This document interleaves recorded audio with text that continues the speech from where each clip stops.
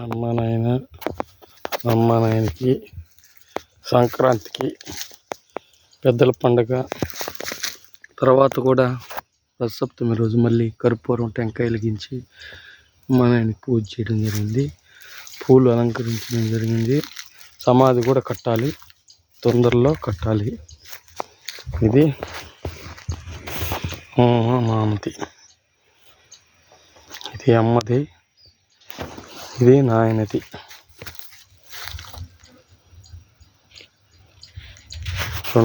రెండిటికి సమాధులు కట్టాలి.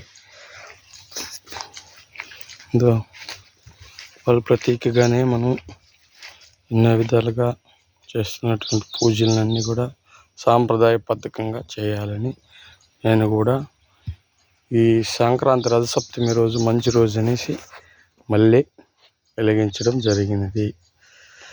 అమ్మా నాన్నకి పూలు అలంకరించి చేయడం జరిగింది.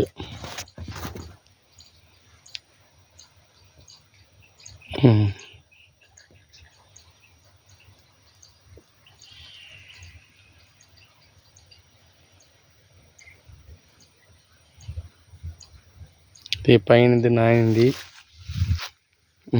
అమ్మది, కిందది వచ్చేసి నాయనది.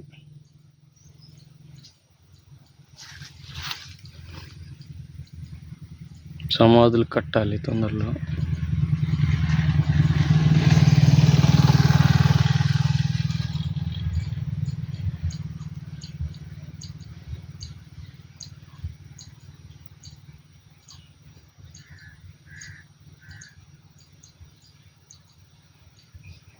ఇది వాళ్ళు పెట్టించిన మామిడి తోట. ఈ తోట కూడా చాలా బాగుంటుంది. మా తోట విపరీతమైన కాపు కాసి 10-15 టన్నులు కాస్తుంది ఈ సంవత్సరం కూడా. మ్యాంగో పూత కూడా ఎప్పుడు ఫుల్ పోతుంటుంది చెట్లలో. ఈ సంవత్సరం అమ్మ నాన్న చనిపోయినారు, లీజుకి ఇచ్చాము. తోట దున్నకం కానీ ఎక్సలెంట్గా ఉంటుంది. చూడండి మొత్తం దున్నాము.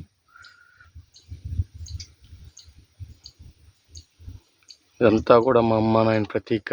వాళ్ళు సంపాదించిన ఆస్తులు మనం కాబట్టి వాళ్ళని గౌరవంగా చూసుకున్నాం. అయినా కొన్ని అనివార్య కారణాల చేత, కొన్ని విషమ పరిస్థితుల్లో బీపీ షుగర్ పెరాలసిస్ టైంలో హాస్పిటల్లో ఐసీయూలో అడ్మిట్ అయ్యి చనిపోయినారు. ఆ తర్వాత వాళ్ళ ప్రతీకగా ఈ తోట వాళ్ళ ప్రతీకగా నిలిచింది. వాళ్ళు చనిపోయినా తోట మీదనే ఉండేవాళ్ళు. అంటే తోట అంటే చాలా ఇష్టం. కానీ ఇంటి దగ్గరనే ఉన్నాను, కూలీలతో చేపిస్తున్నాను. వాళ్ళని ఎప్పుడు కూడా వ్యవసాయం చేయించలేదు. ఈ తోటకు వచ్చి ఫస్ట్ సంవత్సరం వచ్చాడు నాయన.